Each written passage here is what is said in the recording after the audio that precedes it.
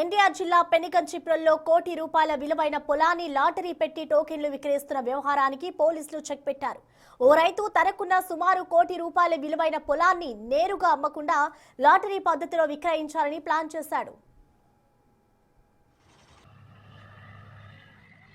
ఈ భూమి అమ్మకం కోసం ఒక్కో టోకెన్ను 500 చొప్పున నిర్ణయించారు. మొత్తం 30,000 టోకెన్లను ఆన్లైన్లో అమ్మకానికి ఉంచారు.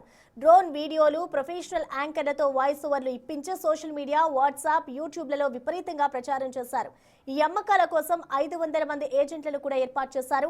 ప్రతి టోకెన్ అమ్మకానికి ఏజెంట్కు 100 రూపాయలు కమిషన్ ఇచ్చేలా ఒప్పందం కుదిరింది. అంతేకాకుండా ఎక్కువ టోకెన్లు కొనుగోలు చేసే వారికి ప్రత్యేకమైన తగ్గింపులు కూడా ప్రకటించారు. సంక్రాంతి రోజున డ్రా తీస్తామని నమ్మించడంతో ఆంధ్రప్రదేశ్, తెలంగాణ రాష్ట్రాల్లోని వివిధ జిల్లాల్లో దాదాపు 3,800 టోకెన్లు అమ్ముడయ్యాయి.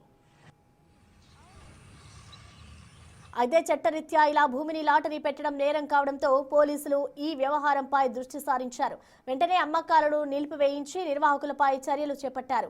పోలీసుల ఎంట్రీతో నిర్వాహకుడు పరారీలో ఉన్నట్లు తెలుస్తోంది. ఇప్పటికే టోకెన్లు కొన్నవారు తమ డబ్బు తిరిగి వస్తుందో లేదో అని ఆందోళన చెందుతున్నారు. ప్రస్తుతం కొంతమందికి నగదు వాపసు ఇచ్చే ప్రక్రియ ప్రారంభమైనట్లు తెలుస్తోంది. ఇలాంటి అక్రమ లాటరీ స్కీమ్లను నమ్మి ప్రజలు మోసపోవద్దని పోలీసులు హెచ్చరిస్తున్నారు. తక్కువ ధరకే భూమి వస్తుందనే ఆశతో అనాధికారిక స్కీమ్లలో పెట్టుబడి పెట్టవద్దని, చట్టబద్ధత లేని ఇటువంటి లాటరీలు నేరమని స్పష్టం చేశారు.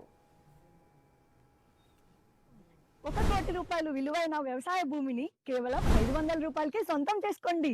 అవును, మీరు వింటుంది నిజమే. అది ఎలా అంటే కేవలం 500 రూపాయలతో లక్కీ డ్రా టికెట్ కొనుగోలు చేసి 1 కోటి రూపాయలు విలువ గల భూమిని దక్కించుకోండి. ఎంతో పవిత్రమైన పుణ్యక్షేత్రం శ్రీ లక్ష్మీ తిరుపతి